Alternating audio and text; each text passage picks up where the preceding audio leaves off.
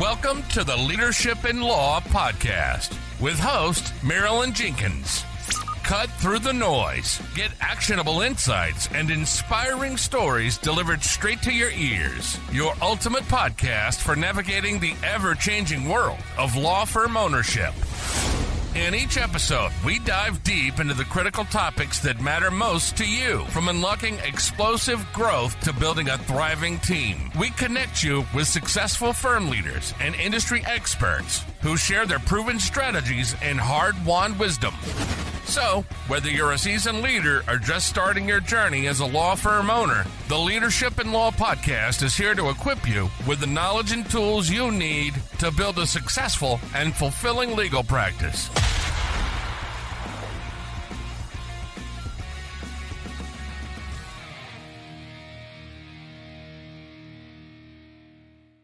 Welcome, everyone, to another episode of the Leadership in Law podcast. I'm your host, Marilyn Jenkins.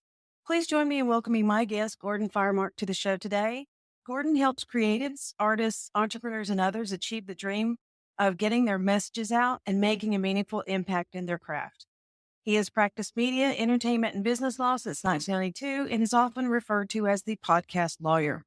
A podcaster himself, he's been producing and hosting the Entertainment Law Update podcast since 2009. And for the past few years, Legit Podcast Pro, a live stream and audio podcast to provide podcasters the information and tips they need to stay safe, achieve impact, influence, and earn income with podcasting. Gordon is the author of Podcast Blog and New Media Producers Legal Survival Guide and creator of several online courses for creatives. His undergraduate degree in radio, television, and film and experience in live theater production informs his thinking on all things legal. In addition to his busy law schedule, he teaches law at Columbia College Hollywood, Fashion Institute of Design and Merchandising, and Pepperdine Law School. Tune in to Gordon's live stream morning show, Gordon in the Morning, on Facebook, LinkedIn, and YouTube every weekday at 8:30 a.m. Pacific time. I'm excited to have you here, Gordon. That's very impressive.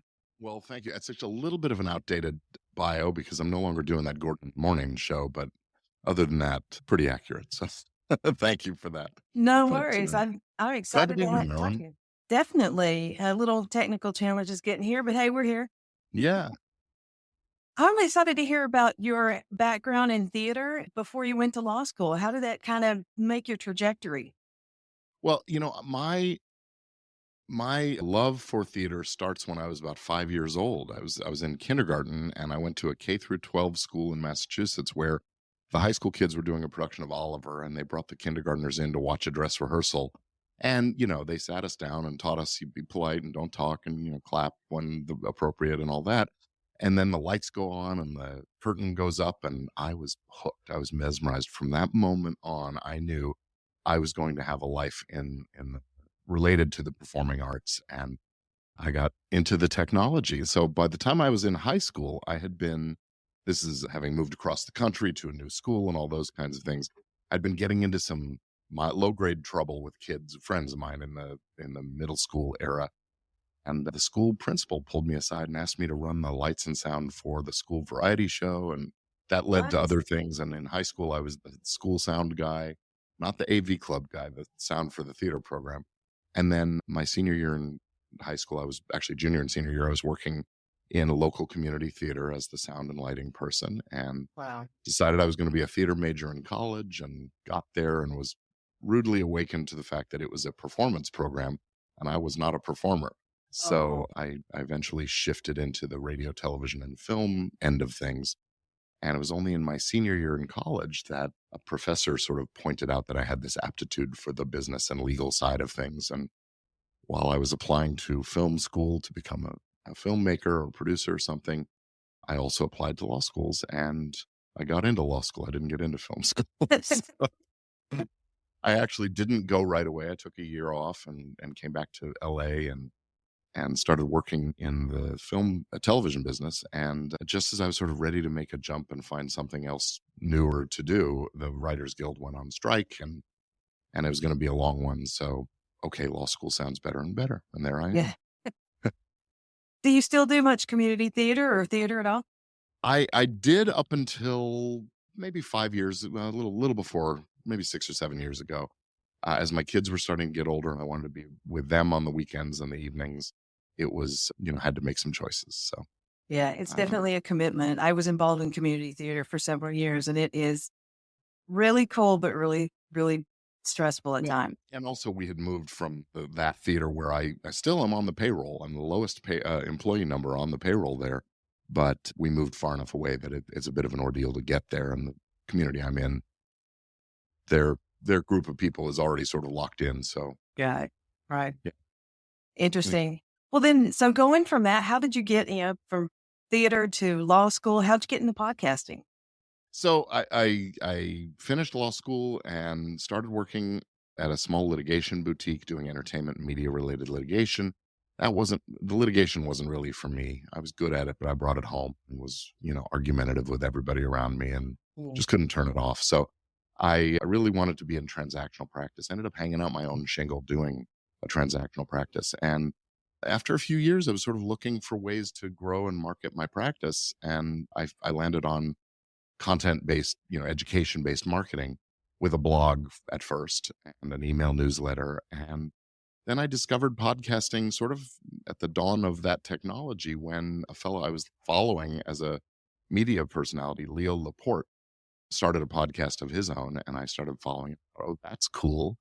And with my background as a sound guy and my geeky interest in computers and technology, I decided, oh, I'm going to try that and set up a podcast. Well, I was guest on a few shows and that sort of solidified it. So I started my show, Entertainment Law Update, in 2009. So that's 16 years ago now.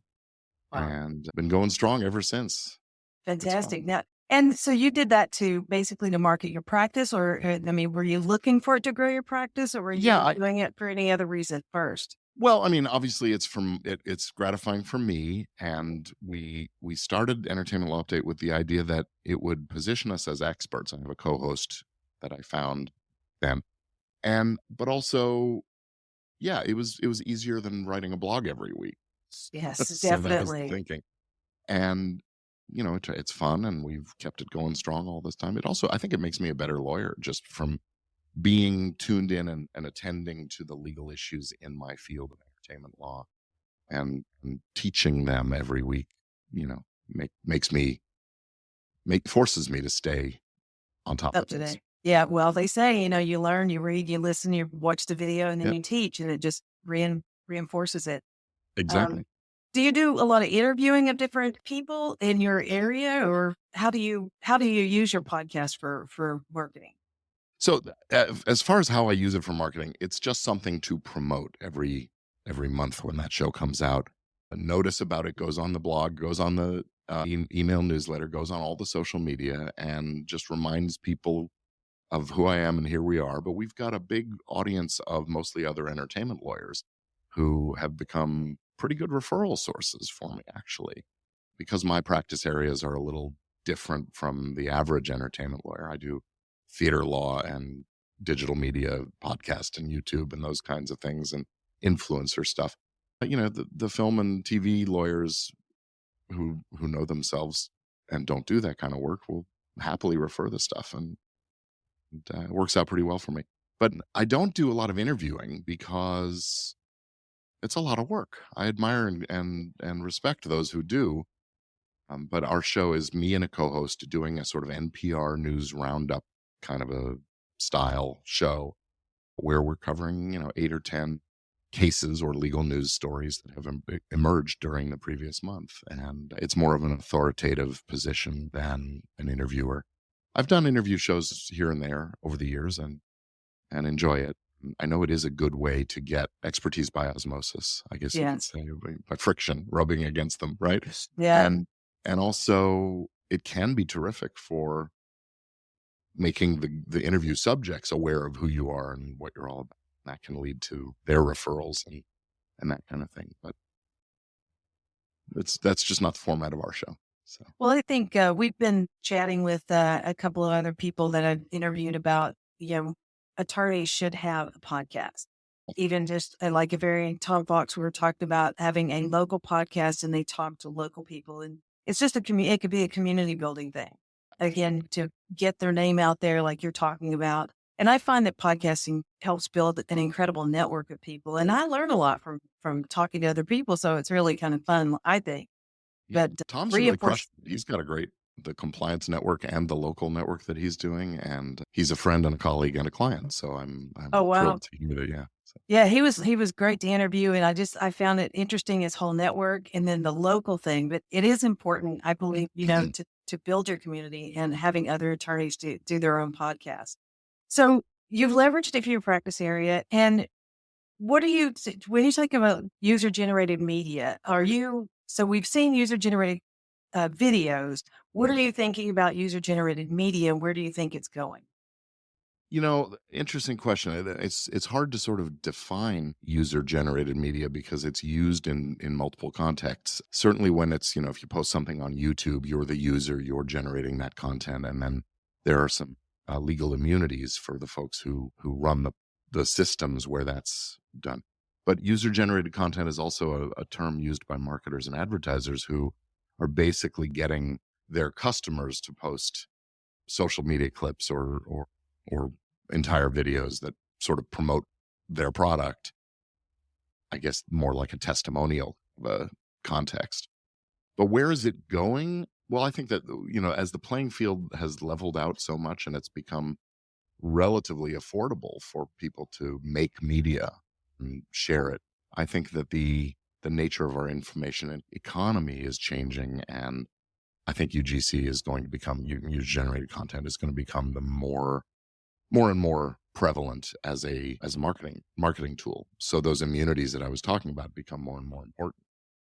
Now, thinking about that, you can go into, there used to be websites or you could go to Fiverr and hire somebody to do a testimonial. Well, you can't do that anymore, but you can go to UCG sites and have something about your product or your service, or just have an influencer or someone create, or even not even an influencer, but someone create a video about whatever you want them to talk about. What's the legal implications for the creator of that type of content? Well, it's the same concern for the creator and for the brand that is asking or looking for that UGC content. There needs to be a clear and conspicuous disclosure, transparency essentially, around the nature of the relationship. If it's paid content, then it needs to say so, and in the same form and medium. So if you're, just like you hear when people have an affiliate relationship, when they recommend a product and they say, if you buy it using my link, well, I'm going to get paid something. That's part of the FTC's disclosure requirements. And the same is true for UGC, that it needs to be clear that there was a financial relationship. I made this video because they paid me to, or are going to pay me, or they sent me the goods for free, or whatever it is, because that's the grain of salt that viewers need to use when consuming this stuff. Well, now I see that tag. I agree. And I know on affiliate sites, and now, thinking those two together, that makes a lot of sense. I see on Facebook, TikTok, the paid partnership or something like that label on it. But I have seen what's clearly UCG content that's being used as Facebook ads or that sort of thing, that they're reading a script about it, or they're talking about essentially a testimonial, but they're not saying anything about, they paid me to do this. Yeah, they're supposed to. I mean, if the post is a sponsored post, if the brand is using that content and advertising using it, then the brand is, usually it says sponsored or something like that. Yeah, it does. It does. Yeah, on Facebook it'll say sponsored. But it's supposed to be more conspicuous than that, I think. And we just haven't seen the FTC catch up with that level of. Right now, they're focused on the influencers and they're coming after podcasters a little bit. And the YouTube community has already been under a lot of scrutiny. I think as we see more and more of these TikTok, if I made a TikTok about this product that I love, and then the brand grabs it and pays me for it after the fact, then I didn't know I was going to get paid to make that disclosure. So it's a tough call. I think that as long as the brand is explaining that it's an ad, then we know that.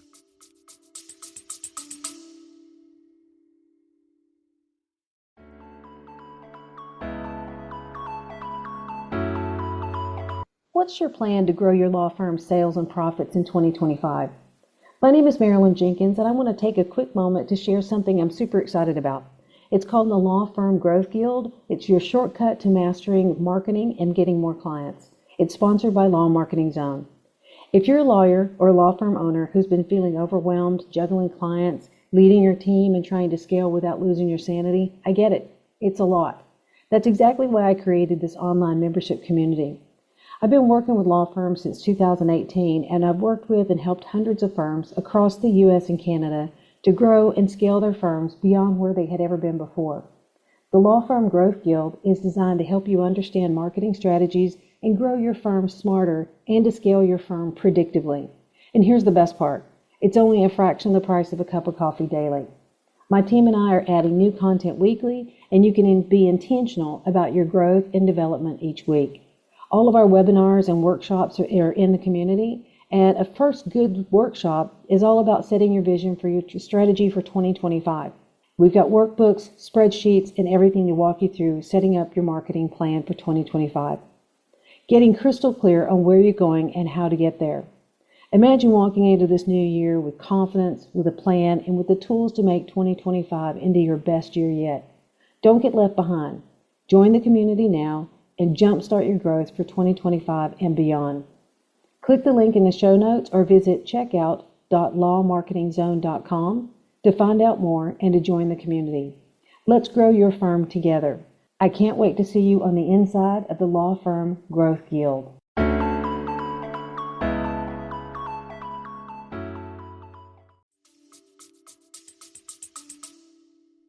So with podcasting, you obviously work with podcasters and creators. What types of things should we as podcasters look out for to, like I know some podcasts you have to sign a release form, but a lot that you don't. So what should we be CYAing for our podcast? Well, I'm going to actually take credit for that release form because that has been my crusade for quite a number of years now, is that every podcaster should have their guest give some sort of a release that is, consent to the recording as well as consent to the publication of that recording in all media, if possible, throughout the world, and that there is no compensation and that the podcaster is the owner of the content. And Marilyn, you hereby have my consent to record us and publish it, and you own it. And I got no say. Once we're done with the call, and it's yours to do with as you please.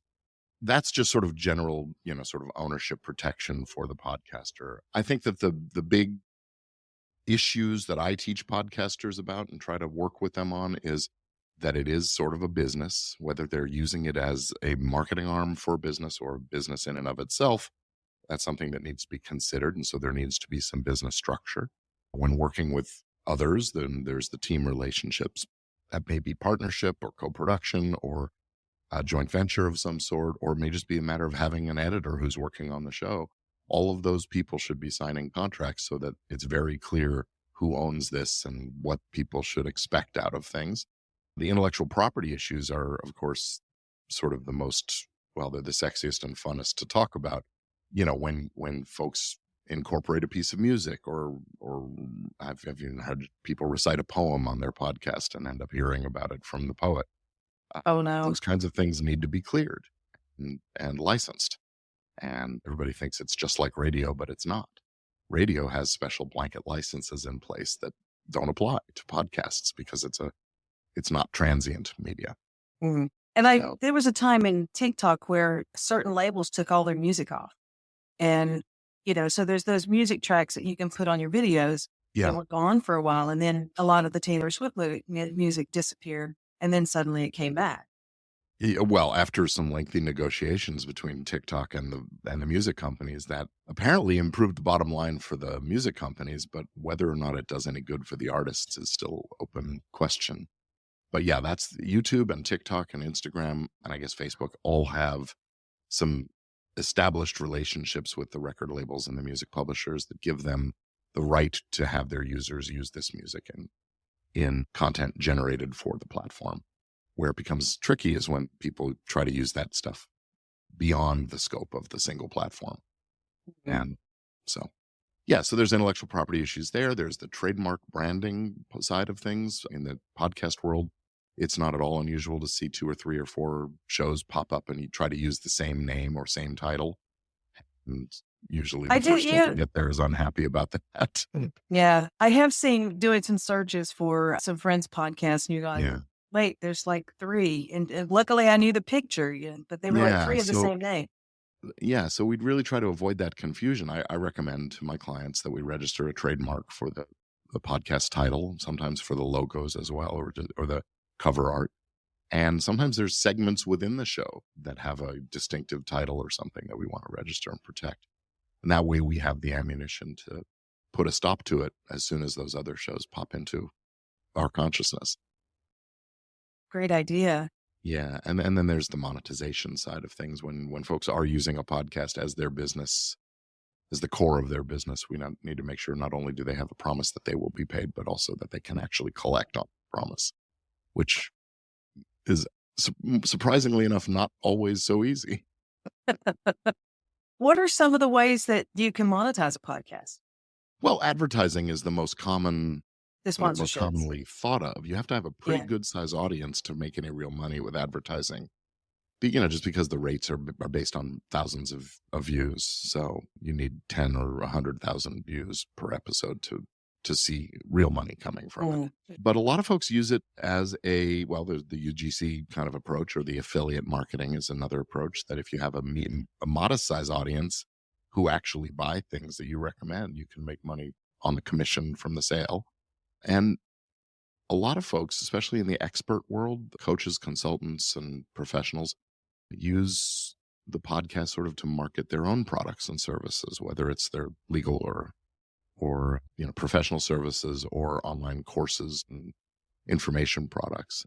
And that's worked out pretty nicely for me. So Yeah, but you have a masterminding coaching group that you do for attorneys. yeah, and I have a couple of online courses for entrepreneurs and podcasters as well. So the folks that are maybe not inclined to hire a lawyer and cash out a big retainer are inclined to do some of the legal work for themselves. And I thought, well, why don't I teach them how to do that? So, Nice. yeah. So tell us a little bit about your mastermind and your coaching program. So the mastermind really stemmed from a program, a podcast that I had called More, Better, Faster, where I was really helping creative folks and lawyers to just sort of stay focused on their goals and get out of their own way with all the mindset stuff that we let get in our way.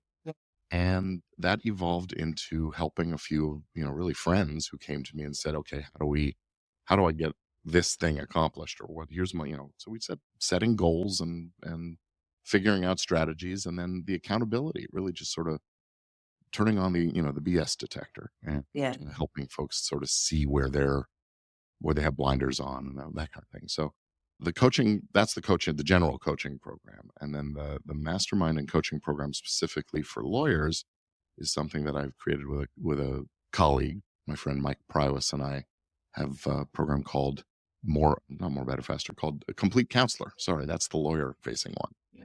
And it's very much the same idea, is let's help you figure out who you are and what you want to be when you grow up, and then how to get there. And maintaining a balance in your lifestyle is I think important. So we're not focused on, I want to be a 10 million 100 lawyer law firm owner. We're focused on the smaller law firm lawyer who wants to have dinner with his family more often than not, and spend some time with family and enjoy life, as well as having a successful, thriving law practice. I refer to it as having a lifestyle law practice rather than a law practice lifestyle. That's it. That's excellent. Yeah, because the 80-hour week or 160-hour weeks it's just crazy to keep. You could only work so hard or put in so many hours. And you can make a lot of money, and you can't, ultimately, when life is over, you can't take it with you. I would rather live and enjoy my life and trade some of that money for, the other good things in life, I guess, the family and relationships and having a good time. I love that. I mean, especially the fact of being able to have dinner with your family. Exactly. That was tremendously important to me. When I started my practice, the first 10 years I was single, and that was great. And then I met and married a wonderful woman, and we had kids, and I took a step back and I said, this is what's really important, making a legacy. My legacy will be these children. I want them to be good, responsible, thoughtful people, caring, and that kind of thing. And the best way to make that happen is to be present and model it for them. So that's what I've done. That's fantastic. I love that. This has been really excellent. I've enjoyed the conversation and the touching on the podcasting and the theater work. I'm going to have a look at my release form. Well, my release form is available for free for anybody who wants it at podcastrelease.com. Oh, really? I'll go have a look at that. Now I have lawyers looking at it and criticizing, scrutinizing it. Well, I'll definitely have a look at it because I know it's something that's in the conversation that some people do, a lot of people don't. So I just want to make sure that you're covered. What would you think what was the biggest takeaway that you would like their listeners to take away from this episode? Well, for listeners of this show as lawyers, I think that what I was saying about the lifestyle is really important because, you can be the greatest lawyer in the world, but if you don't have the family around you and enjoy love and frankly, just a good mission in life, I think you're missing out. So I love that. I love that. Well, thank you so much for your time. I know the listeners are going to want to connect with you or follow you. Where's the best place for them to do that? Well, you can find me on almost all the social media as G Firemark. Gordon Firemark on Instagram, but I don't do much there anyway. And firemark.com is the website blog. Okay. And listen to Entertainment Law Update too. Why not? Definitely. Y'all subscribe to that podcast, and I'll make sure that all those links are in the show notes for you. Thanks so much. Thank you again for your time. Marilyn, it's been a joy. Thanks for having me. Thanks for joining me today for this episode. As we wrap up, I'd love for you to do two things. First, subscribe to this podcast so you don't miss an episode. And if you find value here, I'd love it if you would rate it and review it.